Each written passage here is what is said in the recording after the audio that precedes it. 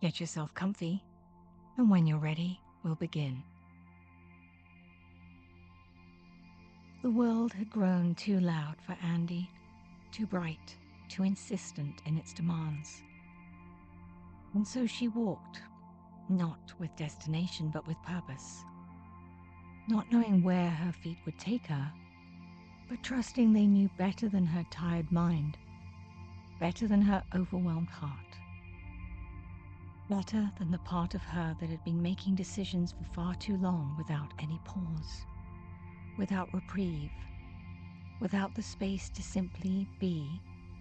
rather than constantly striving, constantly trying to achieve, constantly proving her worth through endless doing. Her deep, red hair caught the late afternoon light as she moved along the narrow road that wound away from town, away from obligation, away from the million small necessities that had accumulated like dust, until she could barely move beneath their weight. The color of her hair was not the bright, garish red-orange of cartoon characters, or the auburn of autumn leaves, but something deeper, richer, the red of garnets held to candlelight, of wine in crystal glasses, of embers that had just burned past their brightest flame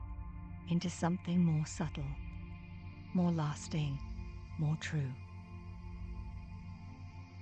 She had always been called Andy, though her full name was Andrea, a name that felt too formal, too sensible, too much like someone else, really. Someone she was supposed to be but had never quite managed to become. Andy felt right, felt honest,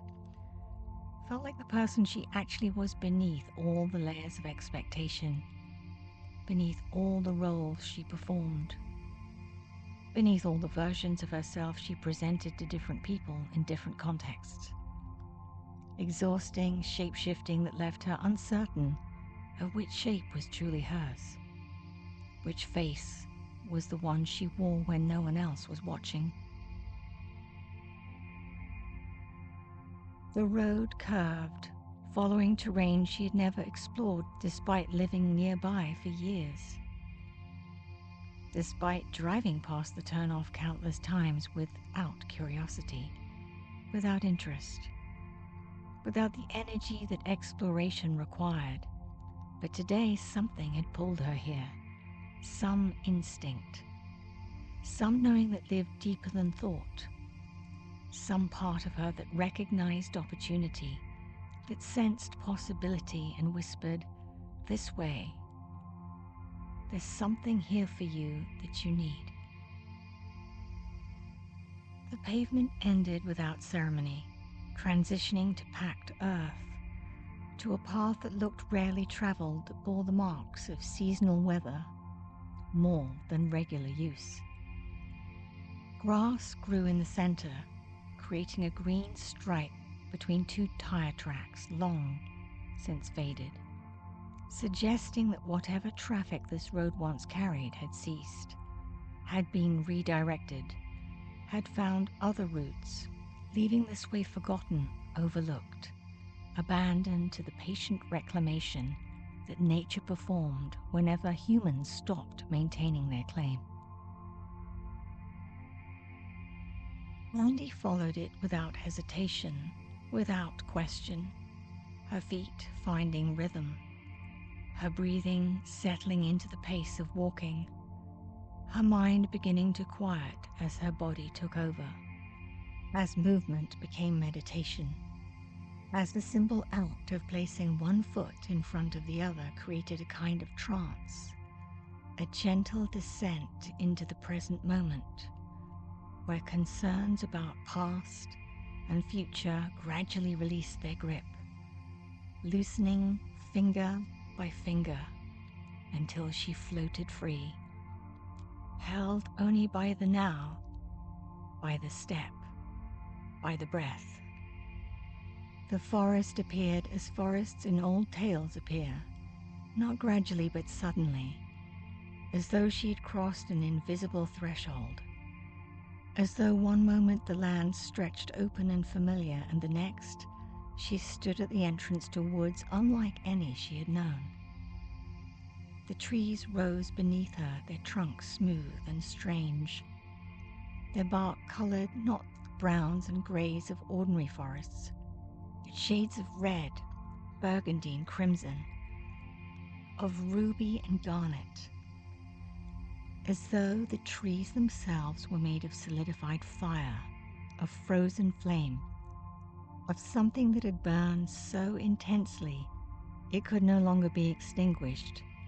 could only be transformed into different forms, different expressions of that original conflagration. She stopped at the forest's edge, her hand rising of its own accord to touch the nearest tree. The bark was cool beneath her palms, despite its fiery appearance, cool and smooth as polished stone, as river rocks worn by countless currents, as something that had been shaped not by human hands, but by forces older, more patient, more fundamental. She felt a pulse beneath the bark, or thought she did.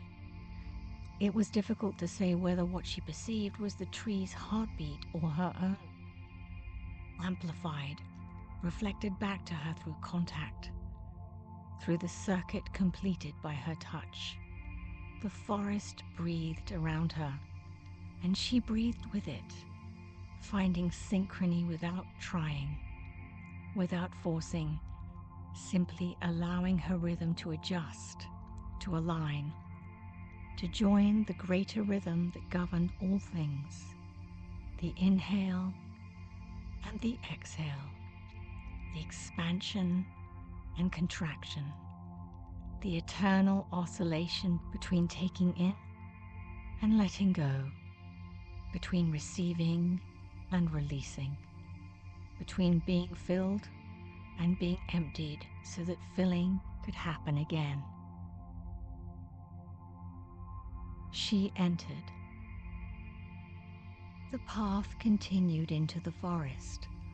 marked by moss that glowed softly in the dimming light. Not the green of common moss, but red gold, rust and copper. Colors that belonged to autumn, yet persisted here regardless of season, regardless of calendar, creating a luminous trail that required no sun, no moon,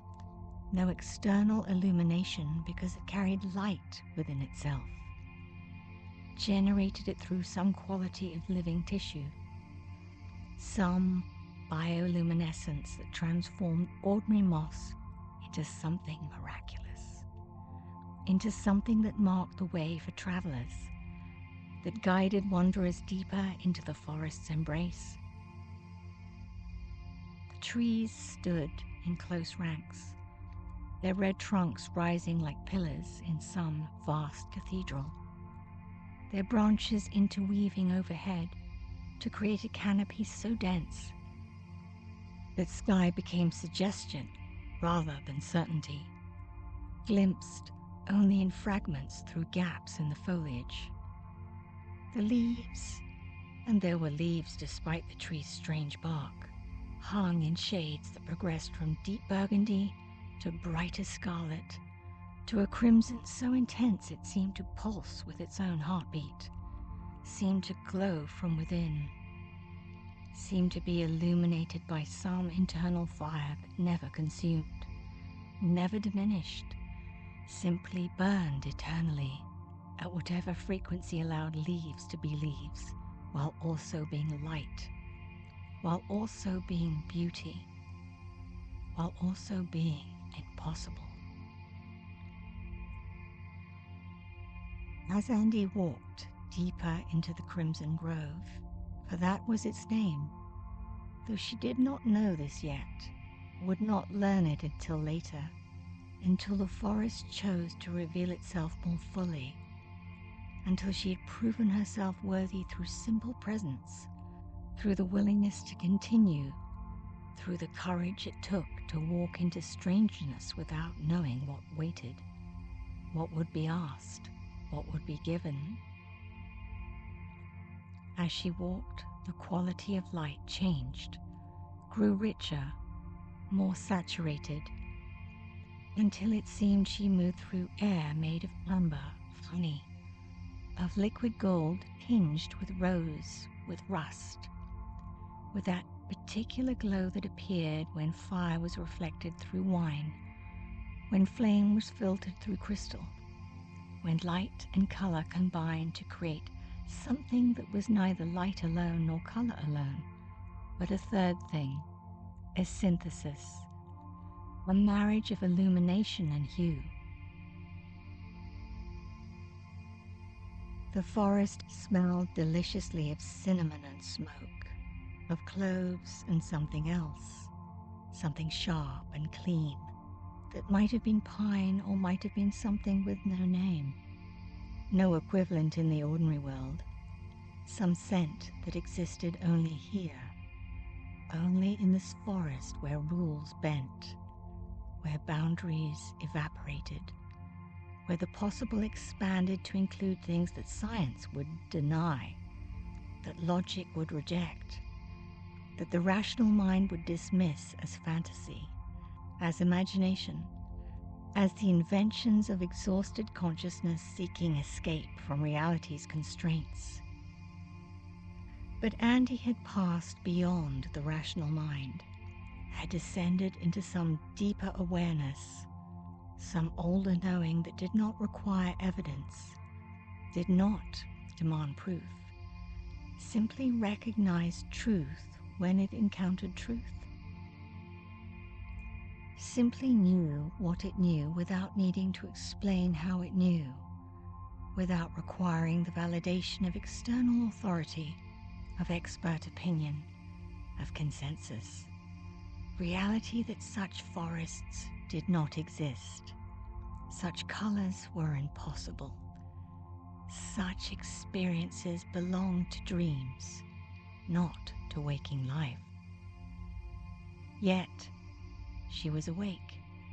She had never been more awake, more present, more fully inhabiting her own consciousness, her own body, her own existence. The fatigue that had driven her to walk, that had pushed her away from town, away from obligation, away from the endless demands of modern life. That fatigue had not disappeared, but had transformed, had become something entirely different, had revealed itself as not true tiredness, but a deeper need, a soul exhaustion that came not from too much activity, but from too little meaning, from movement without purpose, from action without alignment, from the constant doing of things that did not matter, whilst the things that mattered remained undone, unattended, ignored in favor of urgent trivialities, immediate demands that felt pressing, but ultimately meant nothing, contributed nothing, changed nothing. The path descended gradually, following the land's natural contours, leading her down through layers of forest that seemed to deepen not just spatially, but into time itself, into some earlier version of the world, into the age before roads and cities, before industry and extraction, before humans had decided that nature was resource rather than relation, that trees were timber rather than beings, that the world existed to be used, not to be honored, to be loved, to be treated as the sacred gift it was. Here in the Crimson Grove, the older relationships still lived. Here, humans were not masters but guests, not conquerors and pillagers but pilgrims, not extractors but participants in the great web of exchange that saturated all life. that made existence possible, that ensured continuation through the endless circulation of giving and receiving, of offering and accepting, of death feeding life, feeding death in the eternal cycle that required no beginning because it had no end, that simply was, had always been, would always be, regardless of human understanding, regardless of human acknowledgement, regardless of whether anyone noticed or appreciated or gave thanks. Birds sang from the branches overhead, their melodies unfamiliar, belonging to species she could not name, perhaps belonging to species that existed only here, that had evolved in isolation, that sang songs heard nowhere else in the world. Their voices wove together in harmonies that seemed deliberate, seemed intentional, composed, seemed to be music more than random calls, as though the birds had learned to collaborate, to blend their individual songs into something greater than any single voice could achieve, creating symphonies that rose and fell, that swelled and diminished, that followed patterns too complex to analyze, but simple enough to feel, to appreciate, to allow to wash over her like water, like blessing, like the audible equivalent of grace. The path opened into a clearing, and Andy stopped. Her breath catching in her throat, her hand rising to her chest where her heart had begun to beat harder, faster, responding to what her eyes reported, what her whole being recognized as significant, as important, as the reason she had been called here, the destination toward which her feet had been carrying her even when she did not know where she was going, even when she thought she walked without direction, without purpose or plan. In the center of the clearing stood a tree unlike any other in the forest, unlike any tree anywhere. It was vast, its trunk so wide that a dozen people-linking hands could not have encircled it, its bark not red like the others, but a color that shifted between burgundy and black, between wine, dark, and midnight, between the color of old blood and the color of shadows,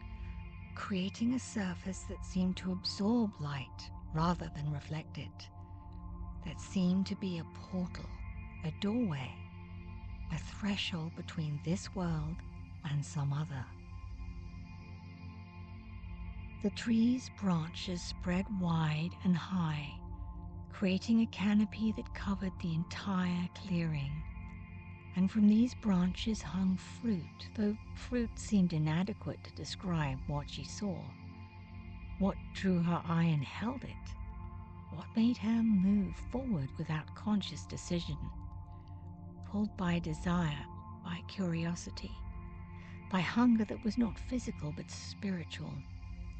not bodily but soul deep, the craving that came when something essential had been missing so long you had forgotten what satiation felt like, what fullness actually meant, what it was to be nourished, not just merely fed. The fruit glowed softly, each piece its own color, its own shade of luminescence. Some were deep ruby red, others bright scarlet, still others the orange red of sunset, of fire opals, of autumn leaves at their peak. They hung like jewels, like lanterns, like tiny suns captured and made gentle, safe, made into offerings, into gifts,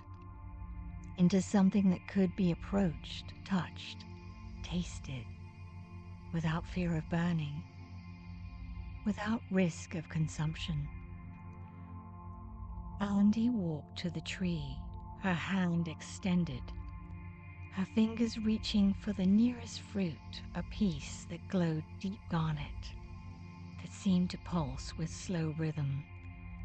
that called to her with a wordless invitation, with promise, with the suggestion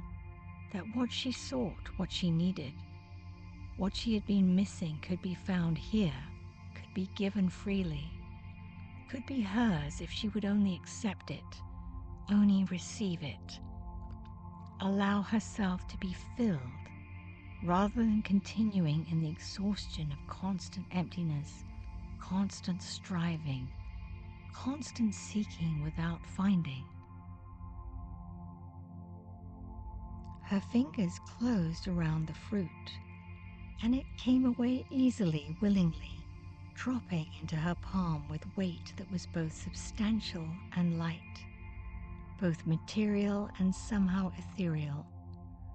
both of this world and beyond this world. It was warm, almost hot, not burning, not uncomfortable, simply radiating heat the way a good fire radiates heat, welcoming, comforting, a warmth that invited approach, that promised safety. She looked at it, this glowing garnet fruit, and felt tears begin to gather in her eyes, though she could not have said why, could not have explained the emotion that rose in her chest, that pressed against her ribs, that made breathing difficult, not from pain, but from the intensity of feeling, from the overwhelming sense that this moment mattered, that what happened next would change something fundamental, that she stood at a crossroads, at a threshold, at a point of decision that would determine not just this day, but many days to come. Not just this moment, but the whole trajectory of the life that stretched before her, unwritten, undetermined, full of possibility that could be claimed or ignored, embraced or rejected, transformed into reality or allowed to remain mere potential, mere dream, mere pie in the sky. She brought the fruit to her lips and bit. The taste exploded across her tongue, not sweet, not sour, not any single flavor, but all flavors simultaneously,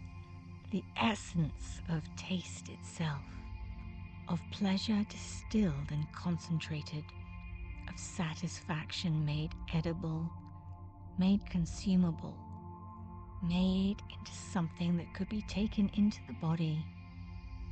absorbed into blood and carried to every cell, every organ, every part of her being that had been depleted, diminished, deprived by too much giving without receiving, too much serving without being served, too much caring for others without being cared for in return. As she swallowed, she felt warmth spread from her center outward, radiating through her torso, down her arms, up her neck, filling her head with gentle heat that dissolved thought, that quieted the constant chatter, that created space, silence, the blessed absence of the voice that criticized, that nagged, that planned and strategized and tried to control outcomes that could not be controlled, tried to avert catastrophes that might never happen, tried to ensure safety that could never be guaranteed because safety was not the absence of risk, but the presence of trust, of faith, of the willingness to engage with life despite uncertainty, despite the absolute guarantee that everything would eventually end, that all things passed, that nothing lasted forever except the changing itself, the endless transformation that was life's only constant. She ate the entire fruit, savoring each bite, each burst of flavor, each wave of warmth that followed. And when she had finished, when nothing remained but the small seed that she held in her palm, smooth and red as a ruby,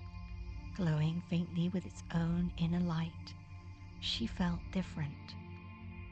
Not healed completely, not transformed entirely,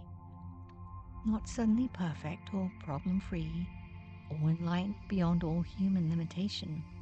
but lighter, clearer, more present, as though a film had been cleaned from some lens, as though a veil had been lifted, as though a weight had been removed from some burden-bearing part of her, as though she had been granted not the elimination of challenge, but the capacity to meet it differently, to engage with it from a place of greater resource, greater groundedness, greater connection to something deeper than circumstance, steadier than emotion, more reliable than thought. She looked at the seed in her palm and understood without being told, without needing instruction, what she was meant to do. She knelt at the base of the ancient tree, pressed her fingers into the soft earth that surrounded its roots, and dug a small hole. Not very deep, just enough, just sufficient for what was needed. She placed the seed in the hollow, covered it gently with soil, patted the earth smooth, and as she did so, she felt something complete, felt some circuit close, felt some exchange happen that was more than planting, more than the simple act of putting seed in ground and hoping for growth. This was covenant, was promise, was the beginning of a relationship that would extend forward in time, that would outlast her, that would become part of the great chain of giving that sustained the forest, that kept the crimson grove alive, that ensured it would continue appearing for those who needed it,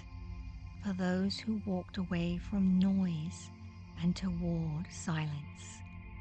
for those who sought sanctuary, sought healing, sought the particular restoration that only sacred spaces could provide. She stood as she did. The tree seemed to acknowledge her, not with words, not with sound, but with presence, with attention, with the unmistakable sense of being seen, recognized,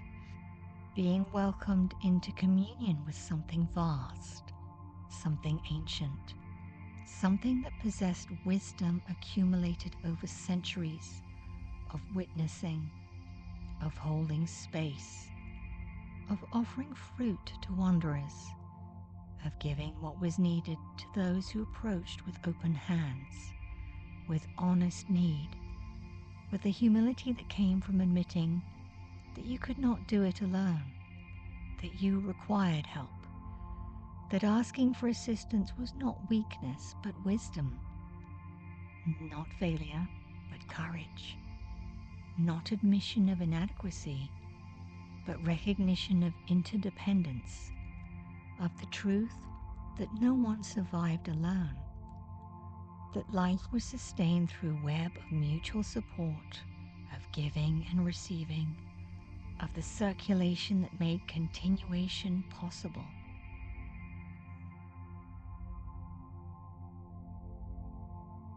Andy walked to the far side of the clearing, where she found what she somehow knew would be there. A stream, narrow but clear, running over smooth stones that glowed subtly red in the forest's perpetual twilight, their surfaces polished by centuries of current, by the patient work of water shaping stone, teaching through example the lesson that transformation required only persistence, time, only the willingness to continue, to keep moving, to wear away resistance through repetition, not force, through consistency rather than intensity. She knelt at the stream's edge and cupped her hands, dipping them into water so cool it made her gasp, made her fingers tingle, made her fully present to sensation, to the shocking immediacy of physical experience, to the way that cold water on warm skin created a kind of aliveness and alertness, a wakefulness that no amount of sleep could provide, because it came not from rest, but from intensity, from the full engagement with the present moment that left no space for worry about past or future, for regret or anticipation, only for the absolute now of water touching skin, of cold meeting warm, of the boundary between self and world made visceral, made undeniable, made into something felt rather than merely conceptual. She drank, and the water tasted of minerals and earth, of stone and root, of all the places it had traveled, all the layers of rock and soil it had filtered through on its journey from source to surface, carrying with it the essence of the land, the signature of the place, the particular chemistry that made this water unlike any other water, that made it specific to here, to the Crimson Grove, through this forest where rules bent and boundaries blurred, and the impossible became not just possible, but probable, but real, but as undeniable as the cold water in her hands, as the taste of minerals on her tongue, as the sensation of drinking something that quenched not just physical thirst, but some deeper thirst, some soul-parched yearning that had gone unaddressed for so long she'd forgotten what it felt like to be truly satisfied, truly filled. She drank until her thirst was quenched, until her belly felt full, until she could drink no more. And then she sat back on her heels and simply rested, simply allowed herself to be still, to be quiet, to do nothing except exist in this moment, in this place, in this state of having been filled, of having received, of having been given exactly what was needed, even though she had not known what to ask for,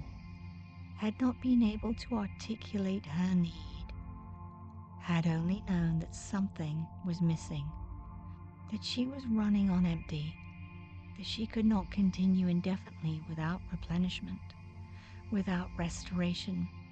without the kind of deep renewal that came not from a good night's sleep or a weekend away, but from touching something essential, something true, something that lived at the root of existence itself. The stream continued its quiet murmur, speaking in liquid syllables that required no translation because they communicated directly with some part of her that understood water's language, that recognized truth when she heard it, even if she could not repeat it, could not explain it, could not reduce it to words that would make sense, to those who had not sat beside this stream, had not drunk from these waters, who had not entered the crimson grove and allowed it to work its strange magic, its gentle healing, its subtle transformation. Time passed. How much, she couldn't say, had no interest in measuring, found irrelevant in this space where clocks held no authority, where schedules meant nothing, where the only thing that mattered was readiness and the natural unfolding that happened when you stopped forcing, stopped pushing, stopped trying to make things happen on your timeline, according to your plan, in service of your agenda, and instead allowed life to move at its own pace,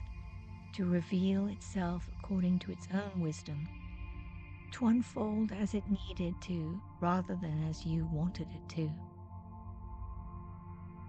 Eventually, as she knew it was time, not because of any external signal, but because of internal knowing, because of the sense that what needed to happen here had happened, that what needed to be received had been received, that the forest had given what it had to give, and now she must carry it forward, must take it back into the world, must allow it to inform her living, her choosing, her being. Eventually, Andy rose from the stream's edge and looked around the clearing, this sacred space that had appeared for her, that had offered its gifts freely, that had asked nothing except presence, willingness, the courage to enter, to stay, and to receive. The ancient tree stood patient and eternal, its fruit-laden branches swaying gently in breeze that came from no particular place. The stream continued its endless flowing, its constant circulation from source to sea to sky and source again. The forest breathed its slow breath, held its patient vigil, maintained its watch over all who came here seeking what she had sought, what everyone who found their way to the Crimson Grove sought, whether they could name it or not. Renewal, restoration, the return to wholeness, the remembering of what had been forgotten, the reclamation of what had been lost or given away or surrendered under pressure, under demand, under the relentless insistence of a world that took and took and took, and rarely asked what you needed, what would fill you, what would make continuation possible, sustainable, something other than mere survival. She walked back toward the path, and as she moved, she noticed changes in herself, subtle shifts, small adjustments, the beginning of transformation that would continue long after she left this place, that would unfold over days and weeks and months, that would reveal itself gradually as she lived differently, chose differently,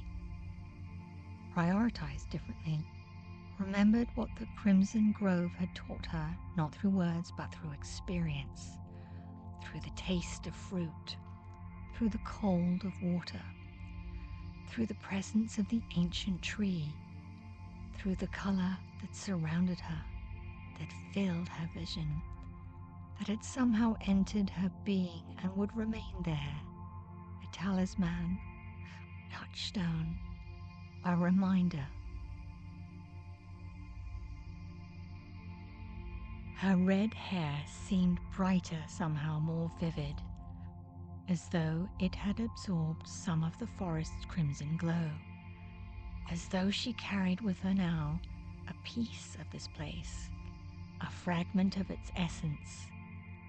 a seed that would grow within her, that would produce its own fruit in time, that would allow her to give to others what she had been given here. Not the same gift exactly, but her own version, her own expression, her own particular offering that came from having been filled, from being restored, from having touched something essential and allowed it to touch her in return. The path back appeared before her, marked by the glowing moss, by the luminous trail that guided her toward the forest's edge, toward the boundary between this world and the ordinary one, toward the transition that would return her to regular time, regular space, regular rules, but changed, transformed, carrying with us something that could not be measured, but could be felt, could be lived, could be expressed through her presence, through her choices, through the way she moved through the world with greater ease, greater grace, greater capacity to meet what came without being flattened by it or consumed by it, without losing herself in the endless chatter, the perpetual emergencies that somehow never quite were emergencies, were simply the ordinary texture of modern life mistaken for disaster, mistaken for something that required panic, when what was actually needed was presence, breath, and the kind of calm that came from being rooted, from being grounded, from being connected to something deeper than circumstance. Andy walked the path back through the crimson grove, and as she walked she noticed details she had missed on the way in. Small flowers growing between tree roots, their petals the color of wine, of garnets, of the particular red that belonged to this forest, that grew nowhere else. Mushrooms clustered on fallen logs, their caps glossy and dark, their gills glowing faintly with the same bioluminescence that lit the moss, that illuminated the path, that made navigation possible even in the perpetual twilight that reigned here beneath the dense canopy. Birds continued their singing, their melodies now familiar, recognizable, welcome as the voices of friends, as the songs of companions, as the soundtrack to a journey that had begun in exhaustion and was ending in something else, something that was not quite energy, but was more like possibility, like the sense that energy could return, would return, was already beginning to return now that space had been made for it, now that she had been emptied of what depleted her and filled with what sustained her. The edge of the forest approached, and Andy felt both relief and a little reluctance. Relief because her body was tired, was ready for home, was ready for that comfortable bed, the familiar walls, the known spaces that awaited her return. And reluctant because leaving meant risking forgetting, meant exposing herself again to all the forces that had depleted her in the first place, that had driven her to walk away and had made the Crimson Grove necessary, essential,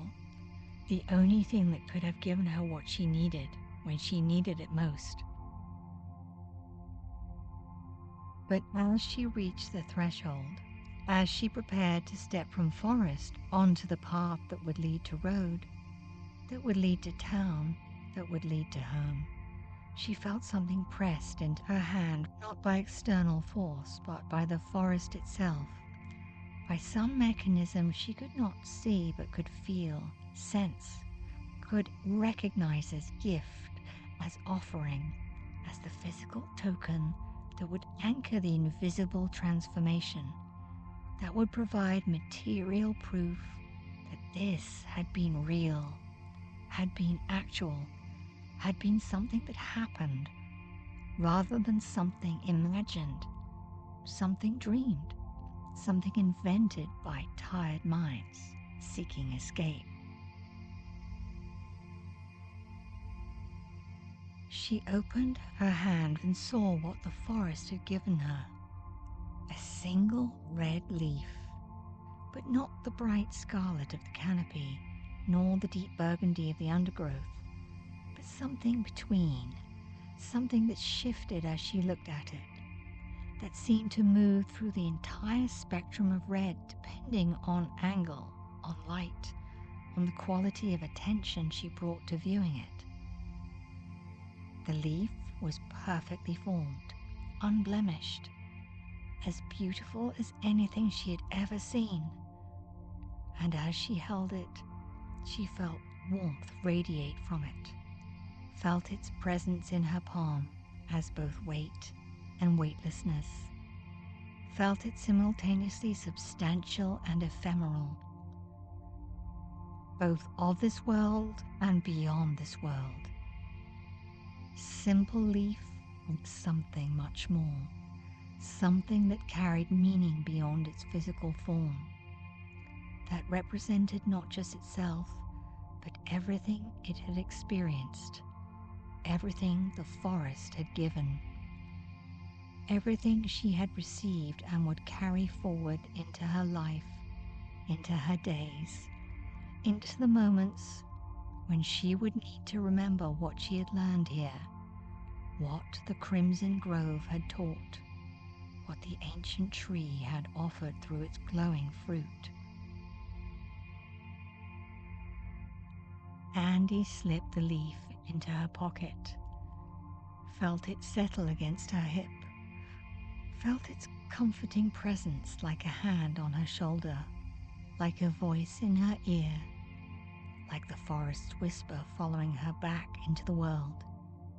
You are filled. You are restored. You are enough. Remember, return when you need. The grove will be waiting. She stepped across the boundary, and behind her the forest began to retreat. Its gradual return to invisibility, not disappearing entirely, but becoming harder to see, harder to find, requiring certain conditions to reveal itself. Exhaustion or need, longing, the particular combination of factors that made someone ready to see what had always been there, but which remained hidden from those who were not ready, nor willing, nor open enough to recognize magic when they encountered it, to accept healing when it was offered,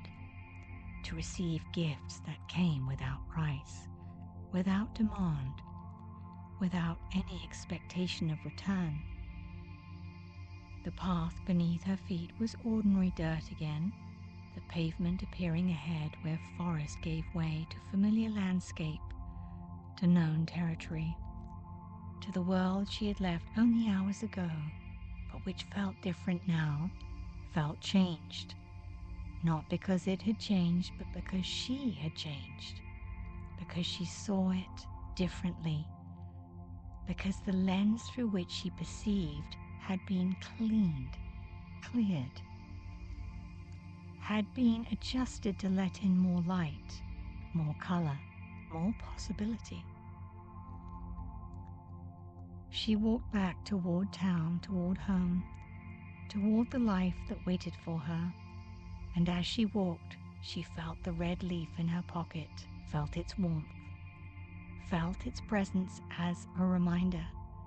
as an anchor, as proof that the crimson grove was real, that its gifts were genuine, that what had happened there would continue happening,